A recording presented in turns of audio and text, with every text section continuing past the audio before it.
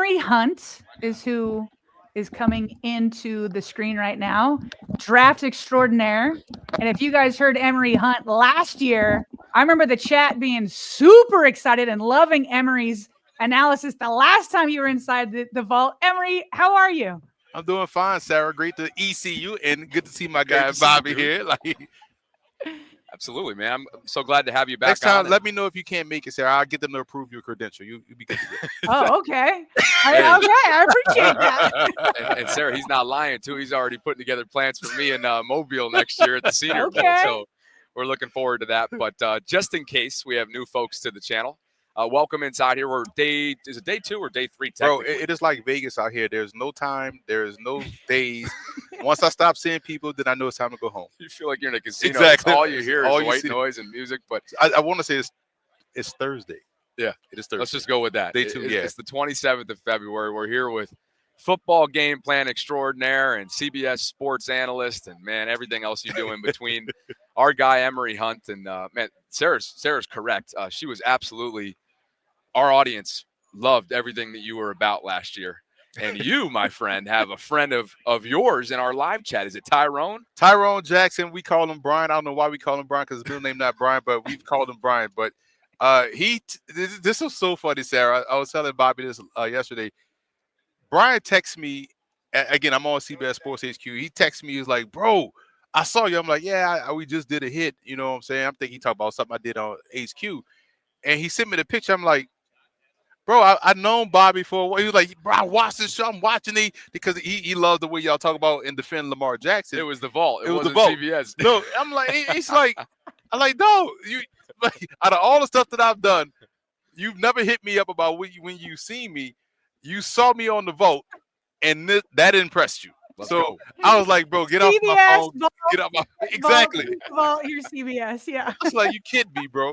But I he's love a it. loyal watcher. He's probably in the chat right now under some pseudo name. But I know I'm gonna get a screen capture from this, a text that says, "I saw you on the You vote." put me on blast. Exactly. Yeah. I'm gonna block him. I love it. Well, Tyrone, a.k.a. Brian, then. We appreciate you for all the support.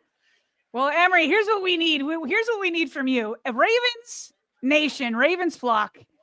We're needing some game-wrecking pass rushers. Okay, we might need an offensive tackle, but it sounds like the Ronnie Stanley's deal is going to get done.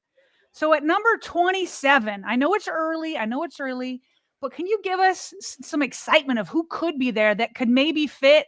Is there going to be a big game record at number 27? Who could the Ravens get? There always are gonna be, considering how college football has changed, the landscape has changed in terms of, we see more receivers, thus we're seeing more defensive backs, thus we need to see more people that can rush the passer, right? So there's always going to be an abundance, and a lot of times when we used to look for this, we used to look for guys that can they play on 3 downs, can he do this versus the run, can he do that? But at this point, you just don't care. Can he get to the quarterback? And if we could just use them 12 plays a game to do just that, perfect. So we're going to see a bunch of guys even filter into the later parts of the draft. But in terms of where the Ravens are in the first round, you can start to get into that range of Mike Green out of Marshall, who was fantastic. He is outstanding in terms of his strength in his hands, his ability to close and get to the quarterback. He's excellent. I watched him tear up my Raging Cajuns like in a Sun Belt Conference championship game. So been a big fan of his for a while. You have James Pierce. Now he's someone that could go within. He's a top 5 talent, and so you can see him fluctuate up and down the draft depending on how the quarterbacks fall, depending on how the receivers fall, or offensive linemen, whoever, cornerbacks. But Pierce what I love about his game is the fact that he's super athletic. He's lean. I talked to him the other day. He said he compares his game to Lawrence Taylor. I love that. Why? Because it shows he's actually studying the game. A lot of these kids nowadays think the game started with them. So Yeah. at least he knows someone that played football prior to him being born. And not only can he rush the passer like that, but he's also able to drop back in zone coverage, cover, turn the ball over. He's comfortable in the short zone, carrying running backs down the seam or down the sideline, tight ends down the seam. You can trust him to drop back and cover, so you can keep him on the field all 3 downs. And as far as a small school guy, David Walker out of Central Arkansas. Um, and what's unique about him in his situation, Central Arkansas always tends to produce somebody that's going to be in a camp or on a NFL or UFL, CFL roster from the point of attack, whether it's a defensive lineman or an offensive lineman. So he's gotten good coaching. He's gotten good reps. And he came in at 6'1", 267 at the Senior Bowl. I was shocked at how small he measured because he plays bigger than that. So that's a great thing for him going forward. He loves the small school gems, right, that are hidden. Yep.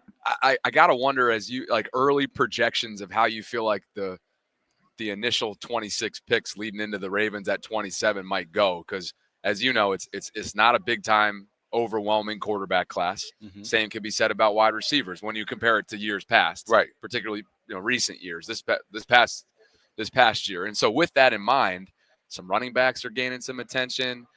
Are you projecting any kind of run at one or two specific position groups leading into where the Ravens would be there at 27, where a player of their caliber would potentially fall in their lap? It's unique, and it's an interesting question because who could have projected last year this insane run on quarterbacks?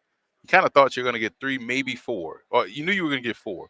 Or no, I'm sorry, you knew you were going to get three. Caleb Williams, Jaden Daniels, Drake May. Everyone else was a bit of a surprise in terms of J.J. McCarthy, Bo Nix, Michael Penix. And the fact that those additional three went in, not saying there are going to be six quarterbacks taken in round one, but it's really unpredictable. So I do feel like and the reason why I brought that up is because if teams feel like the drop off from quarterback 3 to quarterback 6 is not that much, we better grab them now. So in this draft class, if people feel like the drop off from wide receiver 1 to wide receiver 5 may start a run on wide receiver, expect the defensive tackle rush, especially after what we could potentially witness today. Shamar Stewart could run 4.4 in the 40 at 6'5", 280. He brought him up. So that changes everything. Now, here's the other part of that. With Abdul Carter's foot issue and the fact that he may not run or, he's not going to run and he's not going to test. And if this dude comes out here and runs a 4.4 at 6'5", 280, who's to say he won't be the first defensive player taken? We saw that happen a couple years ago in Jacksonville with Trayvon Walker when we came in thinking Kayvon Thibodeau, Aiden Hutchinson, and then Walker goes first overall based off what he did out here. And so, wait, you're saying Shamar Stewart could go first of all the pass rushers? I'm saying it's a possibility if he goes out here and runs that 4.4, which I think he will run that 4.4 at 6'6", at 6'5", 280. 6'5", 280. Texas A&M, just everybody. Texas A&M pass rusher. Think about that. And so now you get a guy that's healthy, that's explosive, who can play from the 9 technique to the nose, that runs 4.4. That is the wild card in terms of how something that happens here in Indy can affect the draft, especially when you have to choose a man. We know Abdul Carter can play. We know he's great. We know he's athletic, but he's hurt right now. Yep. And he played hurt in the national championship game. Can I take the known asset that I know he can play? And this guy who's super athletic, but his tape, he doesn't have the double-digit sacks. But you said the same things about Rashawn Gary when he was coming out of Michigan, who tore up the combine. And now we see him become a way better pro than he was in college with Green Bay. So Shamar Stewart, later on today, we're going to find out how high he can go, because there's always an NFL team that feels like we can get him. But long story short, saying all that to say, talent will be pushed down to the Ravens where they are, and they have a chance to get so many good players. That's music to our ears. So why is Shamar Stewart's sack so low? As somebody who watches the tape, we haven't watched the tape. We've been watching the Ravens all year. And the Ravens Ravens fans have been through this with Odafe Owe, where it was like, don't worry about the stats. He's got all this athleticism. He has all the traits. But it took till year 4 for him to have double-digit sacks. And, it's not fun to have a first-round draft pick only come into his own by year 4. So what have you seen on the tape that says why Shamar Stewart has so few sacks? It's the same thing I brought up when in 2018 with the Giants, and I was getting bombarded with questions. And my number one nose tackle that year was Dexter Lawrence. And in my notes, I put don't just look at him as a nose tackle, as a big, gap stuffing nose tackle. Like, he has pass rushing capabilities. It's like that makes no sense. He didn't rush the passer. He has barely any sacks. He's a big 350-pound D lineman. I'm like, all right, first of all, athletically, look at his ankles. Thin ankles, big body, he can move. He was asked to gap at Clemson. But if you watch when they ask him to get off the ball, how quickly he gets upfield and takes the upfield shoulder and collapses the pocket, opens things up for everybody outside. So he wasn't asked to do that. He was asked to play He was asked to play a certain position, a certain role. Stewart has been asked to play a certain role within a defense. And we saw him. That's why the Senior Bowl was so beneficial, because we saw him in just a pure one-on-one setting. Pass rush. How can you do it? Can you win? And he was able to win. And one clip that went viral, he went up against, this was in team, so this was even better. He went up against Emory Jones out of LSU. And I was like, I'm sitting in the stands. I'm like, oh, yeah, he's offside. And they didn't throw a flag. And it was like, oh. And then we rewind the clip back. It's like, oh, wow, he didn't jump offside. He just got off the ball like that and made him look like he was standing still and got the sack. And so that's the type of stuff you see in a tangible situation. Like, oh, this is a team drill. This is, it counts. And it's not a one-on-one where we know that's heavily slanted toward the defensive side of the ball. So I think he was asked to do different things at A&M because they had athleticism all over the place. The linebacker last year, Edgerrin Cooper, went to the Green Bay Packers, and he did a great job because people was like, he's super athletic, but the production wasn't. It's like, man, sometimes the production is based off they play great team defense. Individually, you may not look like you're doing enough, but you are showing enough to where you can say this dude can play. He's making me think about what Chris Sims and I spoke about yesterday. He refers to it as F a play up. Yeah. Sometimes you like listen. That's what I need. Bring that to me. That's what Mike Green has. Like, you guys may know, I save receipts. I love to play petty sometimes. So all season long, I was Sarah is like Queen Petty. You know what I'm saying? I love it, and so she keeps receipts too. So all season long, I was lightly jumping in every Saturday after my Cajuns win and saying they should be in the postseason. Like, and, I'm a homer, but I'm also just being, what, right? Just a needle. So we're in the Sun Belt Conference Championship game. So I'm like, this is perfect. We're going to win the Sun Belt Conference Championship. I know we're not going to get one of the 12 spots, but I'm going to make a compelling argument. I had like tweets already ready to go. After like the first 4 plays, I'm like, I went in the draft, so all right, delete, because we're not winning this game because Mike Green just totally blew up everything. It was like, yeah, there's no way we're running the football. There's no way we get the pass off. There's no way we're beating Marshall. Who is 15? Let me check his eligibility. He probably cheated. Like, you know what I'm saying? Like, so that's the type of guy you need on your defense. So there's those type of players that you could find. I think the reason why we're even bringing this up with you and citing what a lot of folks have knocked Shamar on, the lack of productivity, is because of some of the scars the Ravens fan base has with similar players in past years that they've either taken a flyer on in David Ajabo or waited patiently to develop like Odafe Owe. So you can see where the Ravens fan base is coming from when they see somebody that feels risky because of the lack of production. But I love the way that you're being like, listen, you can't just put these guys in a box and grade them on the amount of sacks or pressures or whatever. If they're an F a play it up or an F a play up extraordinaire, none of that's going to be seen right unless you're digging into the film. I will put it this way from a more practical standpoint. The fact that you guys are interviewing me, right?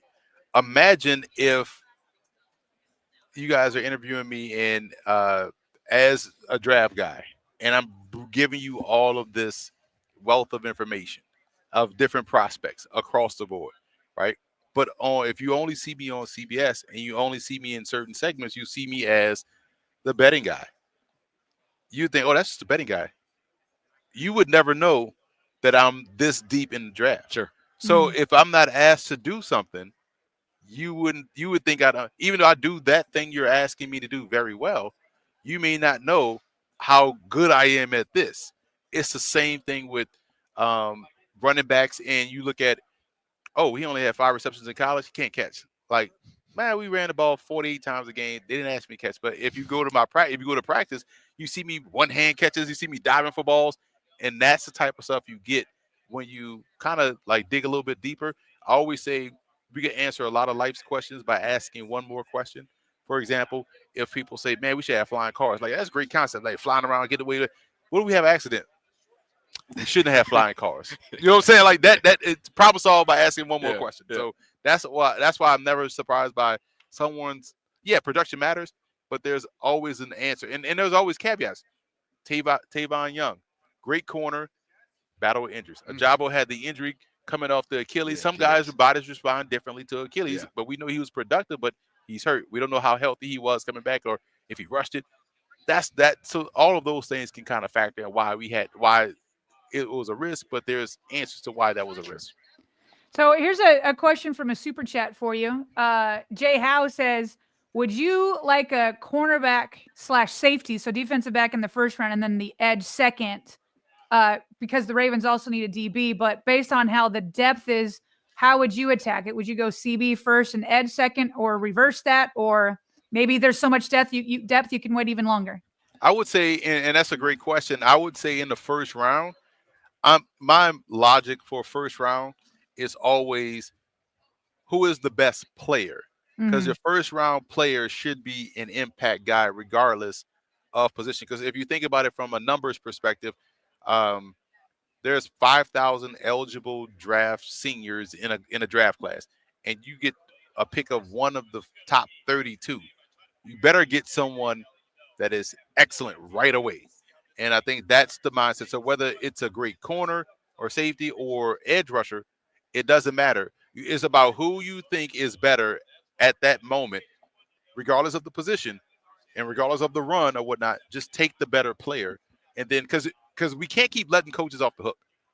Coaching matters in the pros. So even if we go the best player in the first round, let's say it's a corner, and then in the second round we get the edge, I expect you to have input on which edge fits your system, which edge you like.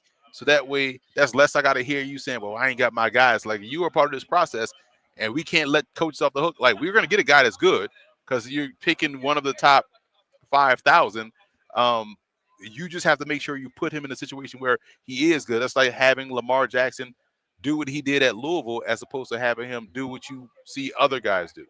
So I agree with that, but is one position deeper than the other? You're talking to the wrong guy Oh, because okay. I grade so many players. Every class is deep for me. Okay. So when people So say that's where you're deep, saying don't let coaches off the hook. right, Like, and so yeah, yeah. but when people talk about depth, they're usually talking about the top of the draft in terms of the star power. So and it's just varying degrees of star power, and because the NFL itself it has more undrafted free agents than drafted free agents in it. So you're you know and when you talk about the guys that were drafted out that half or out that that 40%, 10% are the stars. So the entire league is made up of guys that are in the middle, and it's just about making sure you maximize that middle. Get us some more super chats if you guys have questions for Emory. Dreams popped in here, wanted to know about the Ohio State hero, Jack Sawyer. Here's what I love about Jack Sawyer, and this is something that I'm big on with any prospect of at any position. There's a thing about it's almost like when you tell a good joke. It's not about the joke itself; it's about the timing and sticking the landing, right? And having a great sense of timing is always about the joke. For a player, do you make the play when the situation calls for it? Who is that guy? Like, damn, we need a big play. Boom, the big play is made. That's Jack Sawyer. That was him. Because if you look at Jack Sawyer juxtaposed to, because the comparison will be from him to his teammate. If you look at Jack Sawyer juxtaposed to JT Tuamalau, like Tuamalau has the better physical athleticism and all that. But every time Ohio State had a big play that needed to be made, it was Jack Sawyer. The sense of timing, some guys rise up to the moment and some guys just kind of like fit in. And so for him, it may not look like, think about it. If you was to look at, and it's, I'm not saying this in the sense of a guy can or can't play. That's not the comparison. But if you look at a Dafe Owe and you be like, he should have like 75 sacks. And you look at Trey Hendrickson, you like, dude, go make me my beer. Like, you know what I'm saying? He looked like it just doesn't look like he, but that's the dude that you got to worry about. Yeah. That's the one that kills you on third down. It looks like he never should make a play, right? Body type wise, but he's always making plays. He's always into something. He's always effing something up. And Jack Sawyer has that sense of timing. And we go back to the college football playoff and how he was just making that big play against Texas, killed their momentum with the return for a touchdown, making that play. And throughout the season, this year in particular, was always making those plays. Hey, Emory, I saw a clip yesterday, I believe, where Adam Schefter was trying to describe kind of the character of this year's draft, where he said you don't have like this big gulf between, say, the number 10 guy and the number 35 guy. He said that number 10 and number 35 are very similar, meaning that like there's not like that big gulf. Do you agree with that assessment? It all depends on how you view the 10 to 35. Are you saying the 10th pick in the draft type player you could find in pick 35? Because that means like that's the level of incredibly talent fantastic. is what I think he's saying. He says the lack of talent. No, he's saying Oh, the it's talent is similar. But that tells me if I'm reading the tea leaves in terms of like if we're picking 10th and you tell me I can get James Pierce at 10, you telling me I can get a James Pierce at 35? Trade back. Yeah. You know what I'm saying? So if that's the case, then you kind of want to have multiple picks. Right. And you know what I'm saying? So maybe that's also why we're seeing teams. I thought this was just fascinating this year and unique. Maybe that's why we're seeing teams just yesterday was more egregious than anything. Yeah, so and so is we've agreed that so and so can go look for a trade. Go seek out a trade. Go seek out a trade. Go seek out a trade. Maybe everybody's trying to hoard some picks to make multiple selections here in this class. I truly believe because the depth here is so I think the depth is good, and I think the depth in every class is good. But and it's weird that we're still dealing with this, but since COVID in 2020, and you're still dealing with guys that have played 5, 6, 7 years in college, so they've got a lot of experience, a lot of time on task. So you're getting guys that's more ready to come in and play. And so until whenever we run out of this golden eligibility that everybody has, because now the new added bit was if you was in JUCO, those JUCO years don't count. Somebody just won a case a couple weeks ago. If you play D2, maybe your D2 years don't count. So when do you get to graduate and get out of school? So you're going to get more experienced players, which is what people want. And that just helps the whole ecosystem of the NFL. So, yes, there may not be a difference between 10 and 35, but it also helps you in terms of depth. Look at what Devontae Walker had to deal with. Right. His last year at North Carolina. I mean, what the first 6, 7, 8 weeks down with the eligibility issue and then lights it up that second half of the season, but still falls to the fourth round and really was a non-factor for the Ravens this year. And you wonder how much of that lack of development his final year in college was related to sort of a slow year one development. Now, obviously, certain Ravens fans hope that he can continue to kind of grow and get more opportunities. He didn't show it a ton, didn't have a lot of opportunities to show a ton last year. Think about the kid from Oklahoma State that now has gotten more burn. Tylan Wallace. He was an amazing receiver, became a special teamer, got the opportunity, and was a critical piece of, down the stretch in terms of making plays in the passing game. So Walker is going to be fine. I think Ravens fans could be excited about him. I know we all want every draft pick to hit the field right now, but there's always a plan for guys when they hit the field. And when they do, I expect them to really take control. How big of a hit was Rosengarten? Thank you. Right? So at the end of the day, man, like we got to give teams credit for evaluating talent, identifying, knowing what they want, knowing what they like, knowing what works in their system, and then hitting the ground running. Because it then makes every subsequent decision a lot easier. I always bring up the Rams in this case that whenever I was teasing them for trading their first round picks for known assets, that's because they were acing rounds 3 through 7 and undrafted. So they were getting guys on cheap deals that's starting playing. So yes, you can give up those first round picks for veteran players because we're going to get these guys on the back end. So Ravens are one of those teams that I can trust their front office to do the right thing by any regard. Emory, is there a tight end that you say that guy would be a Raven? And the Ravens, obviously there's a lot of speculation about what might happen with Mark Andrews, but even if they keep him, all 3 of their tight ends are in the final year of their contract. So I've heard that the tight end group is deep. Is there a tight end that you're like, man, he would work well with the Ravens system and Lamar Jackson. Tyler Warren. They all just spoke this morning. Right. Who? Tyler Warren. Yeah. Okay, I was at his podium. That's a Raven because he could do more than one thing, and you could Mark Andrews. You see him, under center on short yardage goal line. How about short yardage goal line? You put Tyler Warren, and he could actually throw because he was a quarterback. And Penn State did that inside the 10-yard line. It was like, all right, here's our short yardage, Wildcat quarterback that's also 6'5", 250. You know what I'm saying? So he can run, he can throw, and we've seen him do it. He kind of reminds me a lot of Dallas Clark. Not just because he wears 44, because just how he plays upright, but he's so good, and he's just a football player. I think he would be the best player who epitomizes a Raven. He had a couple of great quotes today too. Oh yeah, about why he wears 44. Oh, because of John Riggins. Yeah, right, exactly. But again, that shows you a guy that understands that football happened before him. I love that. I will give you a sleeper too, because this was a fascinating find.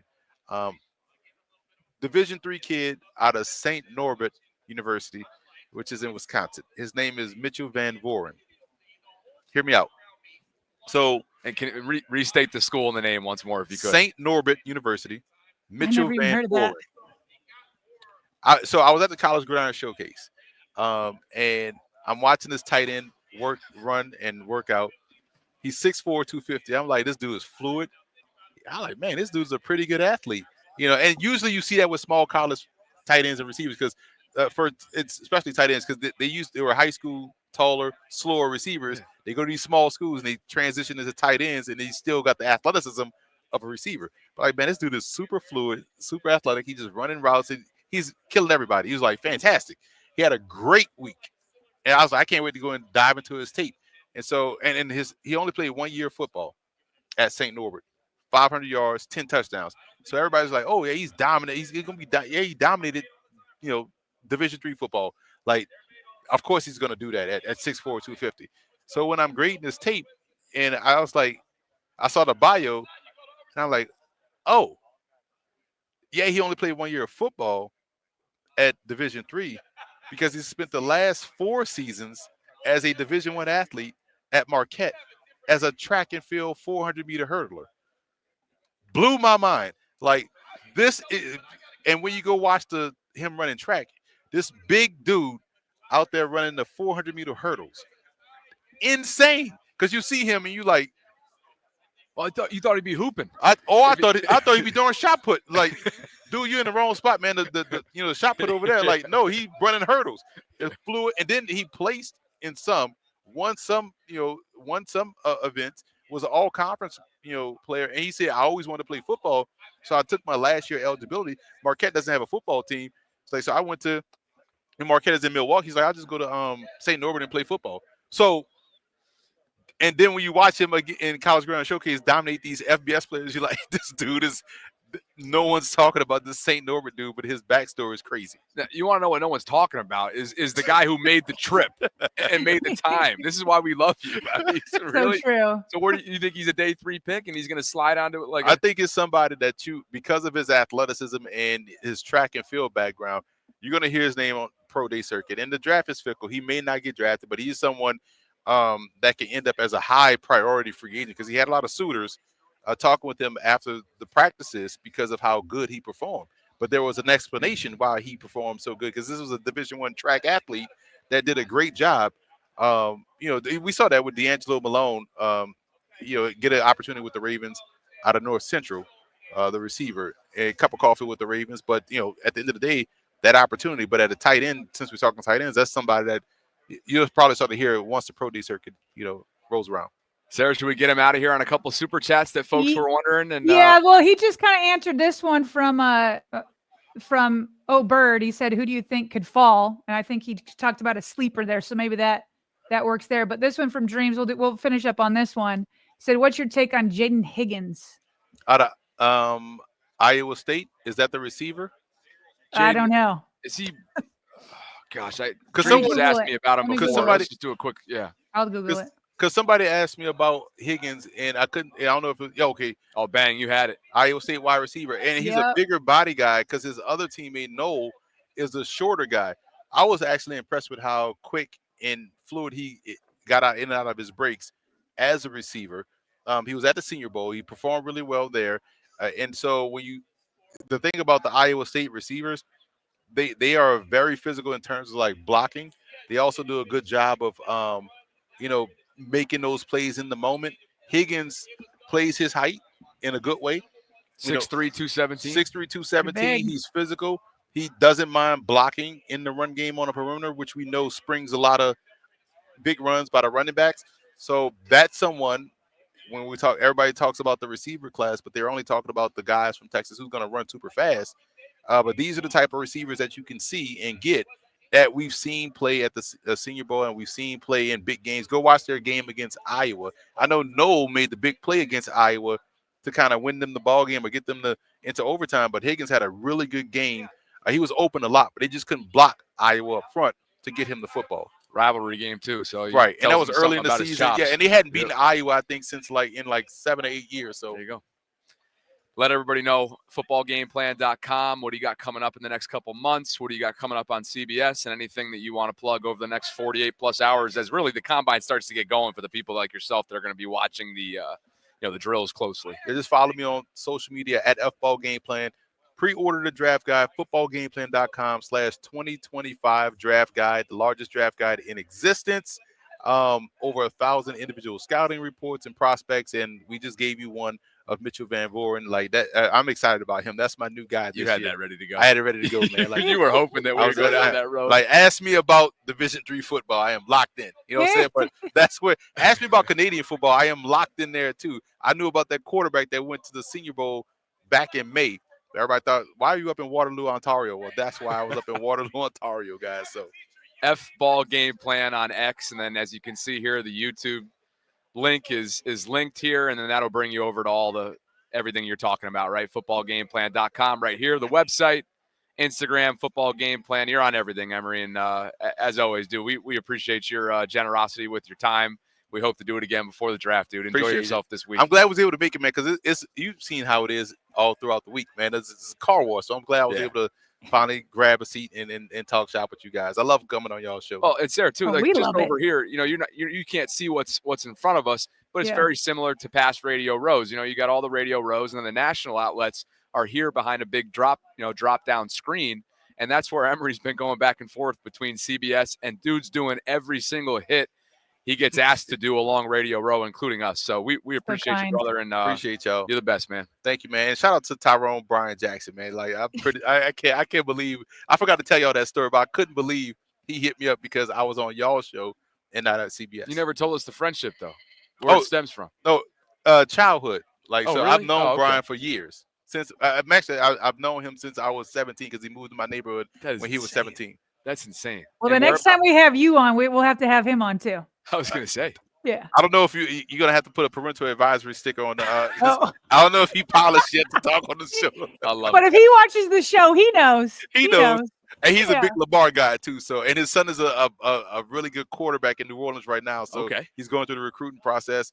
And I've been kind of steering him to, see if I can get him to go to the Raging Cajuns, but he's going to be probably a little bit bigger than that. You're going to be pushing hard for that. Every time. I'm sure. Quick reset from me, Sarah. I'll be right back with you in a second. All right. All love, Emory. Thank you.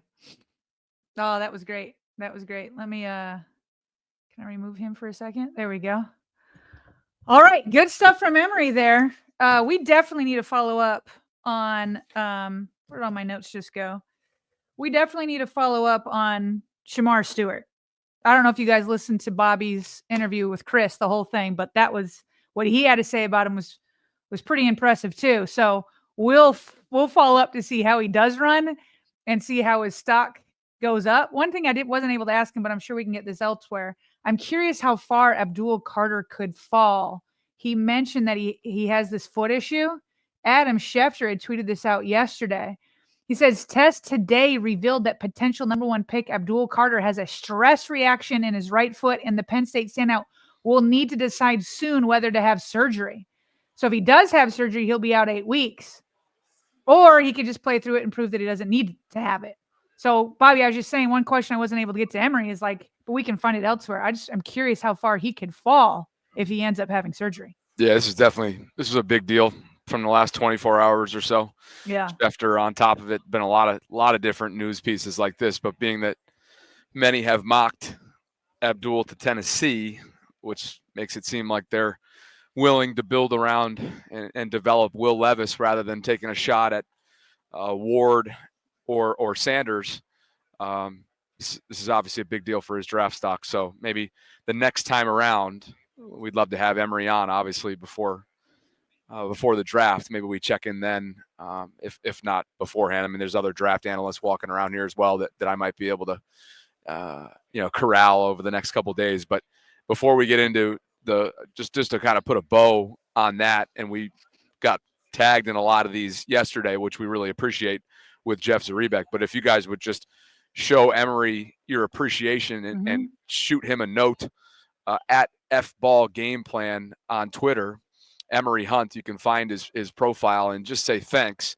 I think that goes a long way in rebooking these guests that are obviously a wealth of knowledge like Emory is. So here's the screen share. You can find him at FBallGamePlan, and he is just a friggin' wealth of knowledge, Sarah. And hopefully folks got a lot out of that. Absolutely. Emory is an encyclopedia when it comes to the draft.